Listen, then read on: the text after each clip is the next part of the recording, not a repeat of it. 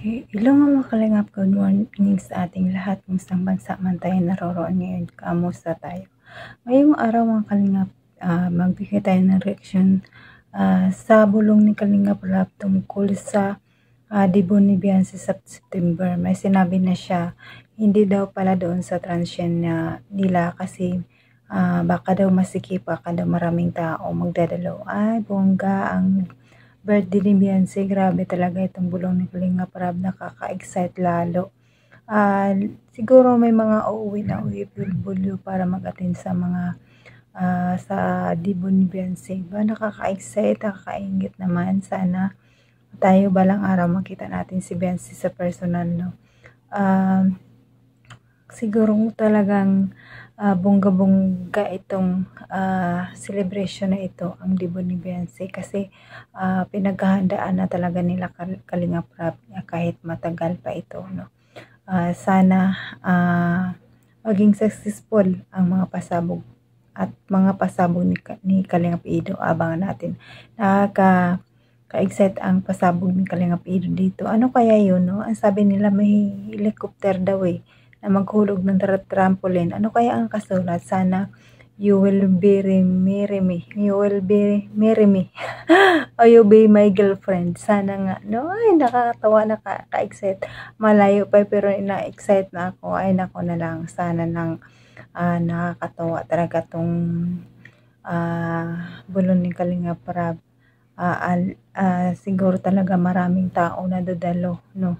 Kasi debut yun 'di ba? Maraming mga bisita na dadalo kasi bongga ito, lalo mga OFW, maraming uuwi siguro sa month of September dahil lang dadalo sa birthday ni Beyonce, sa debut niya. Grabe na to mga kalingap. Ayun. Pero bago tayo mag-umpisa, panoorin natin itong video. Huwag natin kalimutan i-subscribe ang Amlang Kalingap, Balsados Matubang, at Edna Vlog, Kalingap Rap, Kalingap Ido, Jack Tapia Matubang, charity vlogger sa buong mundo na tumutulong sa ating kababayan mahirap. At andyan ang K-Boys, Reactors, KSSG, supportaran natin. At is me, Jasmine 05 channel, first channel ni Mildred Hagisan Official, no?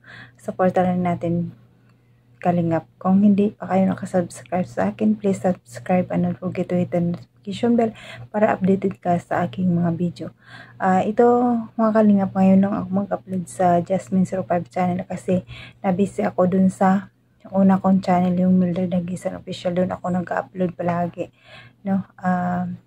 Doon muna ako mag-focus. Pero dito uploadin ko rin siguro kahit minsan. Kaya makakalingap update siguro na panoorin natin yung video. Tara, 1, 2, 3, go. So ito po sa nagpaplano po sa birthday ni Beyonce. Hindi na po siya sa transient kasi di po yan magkakasya at alam ko po na bongga po yan. And ang gusto ko po talagang maghawak dyan ng event na yan, walang iba kundi po si Boss Alvin, no? Of ALM, kasi siya naman pinagkakatiwalaan ko sa mga ganyan. Gusto ko maging smooth lang yung ating magiging program kasi siya yung madalas kong makausap and alam ko na yung paano makipag-work kay Alvin kasi may mga nangyayari na kasing plano-plano, so wala tayong alam dyan. Kaya ayun po. So yun, ma-birthday po si Grace sa June 12. Ayun mga Kalingap, tapos ang video na panood naman ninyo. Nakaka-excite, di ba?